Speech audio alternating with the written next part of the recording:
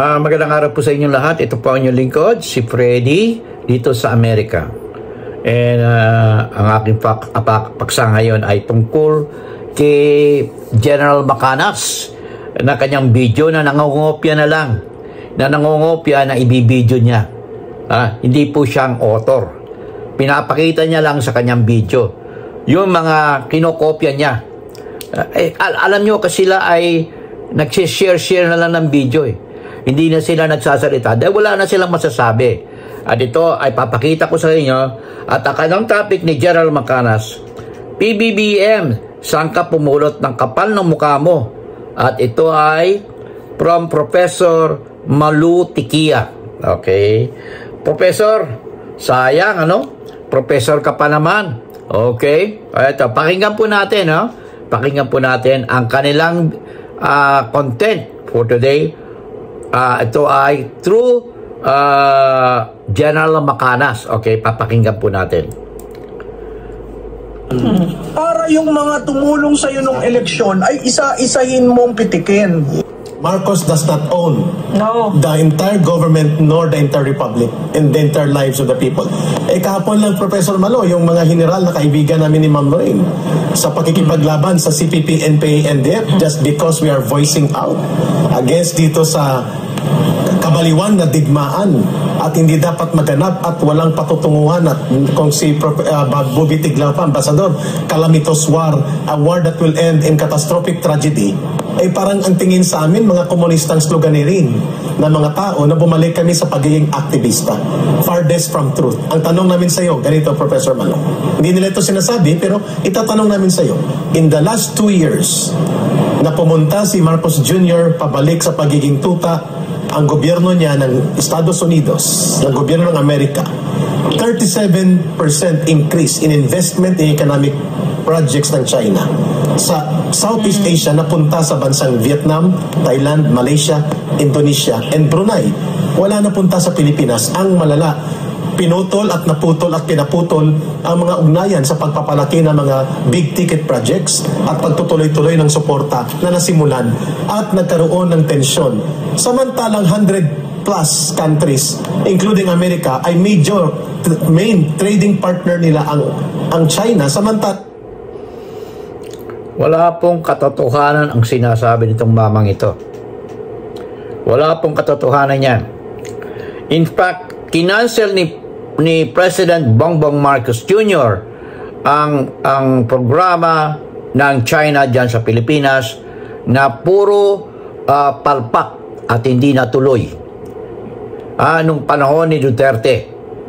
Kaya nga si Duterte ay parang sinasabi niya sa China, bakit hindi natuloy nung kapanahunan niya? Binitin lang ang Belt and Road project ng China ni Xi Jinping. Talagang inipit. Ngayon, ang nagte-take over na ng economy natin ay ang Amerika at ang Germany at Singapore. Yan at nakikita nyo tuloy-tuloy ang infrastructure project. Ngayon, yung mga US company na umalis sa China, marami yan. Ito ay dinistribute niya sa iba-ibang parte ng Asia, dyan sa Asia, kasama na ang Malaysia. Malaysia, dyan nag-invest ang Indonesia, nag-invest ang Amerika. Tinanggal nila sa kasama na dyan yung Nike. Wala na nga China Tinanggal ng Amerika at dinala sa ibang parte ng Asia. Hindi tayo kasali kasi nung panahon na yon ay si Digong Duterte ang presidente at ayaw ni Digong na mag-invest dyan ng Amerika. Halatang halata. Ito si Professor Malu Tikia. Oh my God. Ma'am, why? What is the reason behind? Okay, what is the reason behind? You don't want America? Where in fact, for many years, America is our friend, and our allied. Our friends and our allied. And now, America replaces China as top foreign investors in the country. And as well as makita nyo yung too many military camps now spread there in the Philippines. At sasabihin mo, na si Presidente Bongbong Marcos, tuta? Guys, makinig kayo. Hindi, walang katotohanan itong pinagsasabi nito. These are pro-China and they are out to destabilize the government. Ito ang pinamumunahan at ito ang aking ebidensya na talagang tuloy-tuloy ang destabilization nito mga ito na pinopondahan ng China. Tuloy po natin, ano? Tayo, ang tingin natin sa China ay kalaban at dapat digmain instead na kausapin bilang isang neighbor at magkaroon ng mabuting relasyon. At di ba kinausap na natin? Ano nangyari? Ngayon, nakikita nyo sa news, ano nangyari? Anong sinabi ng Chinese Embassy? Ang gusto nila ay sila ang masusunod at yung mali ay tinatama at ang mali at ang tama ay minamali. Okay? Tama ba yung sagasaan yung ating mangingisda dyan sa Pilipinas? Dyan sa Zambales? Meron ba kayong ginawa? Nakita nyo ngayon, nagprotesta. Nandiyan sa West Philippine Sea, sa Scarborough Shoal. Nakita nyo, ang dami ng mga Pilipino na nagpunta doon sa Scarborough Shore para ipagtanggol ang ating mga mangingisda. At sila ay hinaras ng Chinese Navy at Chinese Coast Guard. Hindi kayo kumibo. Wala kayong pakundangan kasi kayo ay puro selfish interest. Gusto nyo lang mapwesto at gusto nyo bumaba ang ating Pangulong Bongbong Marcos Jr. which is against the Constitution of the Philippines. Okay? Professor Malu Tequia, we are sad because of your attitude right now. Parang hindi ka nag-aaral. Parang hindi ka professor. Okay? Ay tuloy natin. Buting pakinabang mutually. Professor Malo, bakit hindi ito nakikita ni Bongbong Marcos Jr.? Alam mo, Eric, tama ka dyan, no? At on two instances, nagkita si President Xi Jinping on the request of President Biden. Iba pinag-usapan nila, mukhang magkaibigan sila. This week, si State Department Blinken will again go to China. Si Yellen, yung sa Federal Reserve, also talk to her counterpart. So, merong isang card na pinapakita na they can work things out, ang Amerika at ang China. Pero, ganun rin, may hit na Eric, adinig mo sa sinabi ni Professor Malu Tequia.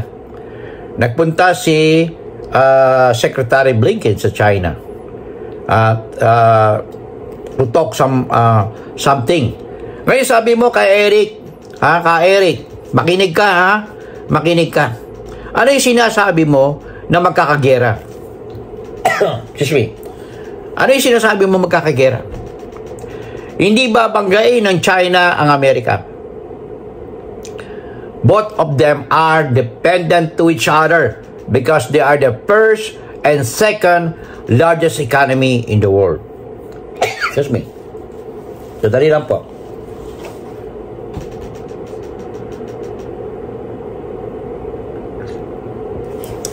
Inom lang ako ng tea. Okay? Hindi po sila mag-aaway. Parang show of force lang ang ginagawa. And we are the victims. The Filipinos. Hinaharas tayo ng China. Sinasakop nila ang West Philippine Sea. Ano gusto mo ka, Eric? Ikaw ay talagang komunista. Ikaw ang komunista. Ka, Eric. At hindi ka ina-acknowledge ng NPA as part of them. Nadinig mo ka, Eric? Ikaw ay traitor. Traitor ka, Eric. Okay? Tuloy natin. ginagawa para, sandali lang, in case magkaroon ng hindi magkasundo dito, pwede nating ikabig sa Southeast Asia. Alam mo, ang nakakalungkot pati doon, lahat ng Southeast Asian neighbors natin, isa tayo sa original ng Southeast Asia eh. Pero nakita mo doon sa 5, yung 4 lahat nagsasabi, wag mong dalhin ang laban sa Southeast Asia. Hindi dito. So makikita. Pinagpipilitan nyo na magkakagera. Tayo ay hinaharas, binubuli. Bakit nyo pinipilit na gamitin na magkakagera samantalang hindi naman? Ang Vietnam ay lumaban sa China. Ang Indonesia, lumaban sa China. Tama ba ako o mali? Pero hindi lang magawa ng gusto. Lumalaban ang Indonesia. Lumalaban ang Vietnam. Okay? So, ginagawa niyan. Hindi kayo nagtagumpay sa Pulveron issue. Dito na naman yung dinadala sa West Philippine Sea. Kaya mga kaibigan, wag nyo iboto sa midterm election ang mga senador na pro-China. Excuse me. Okay? Para sa kabutihan ng ating bansa, magkaisa tayo, suportahan natin ating Pangulong Bongbong Marcos Jr. sapagkat ang ating economy ay mataas, malusog, at maasahan. Kaya, ang tulong ng Presidente ay tuloy-tuloy kung saan siya pumupunta. Pero at the same time, inaatanan niya ang internal problem at external problem. Okay? Ganyan kasimple lang. Ganyan kasimple. Makinig kayo at matuto kayong magsalita ng inyong nararamdaman. Okay? And we have to study on a continuous basis. Hindi po ikaw, Professor, hindi ka na mag-aaral. Tama ba ako, Professor Malutikia? At ikaw ka, Eric. Tama ba sinabi ko? Okay. Okay? So guys, kayong mga Pilipino dyan sa Pilipinas, it's time for you to look for the future of your children. These people are for selfish interest. They want to ask the president to step down or either to have a people's power, which they failed in the last peace rally, or what they call is a political rally in Dumaguete. Now, according to the mayor of Dumaguete, there are only 500 people who attended that rally. Hindi kasama yung ibang mga dating katulad ni Senator Bato de la Rosa. Hindi na siya sumama kasi for political purposes, and including Robin Padilla. Okay? So this is your host, Freddy. In God we trust, never hold your peace. I'll see you in my next vlog.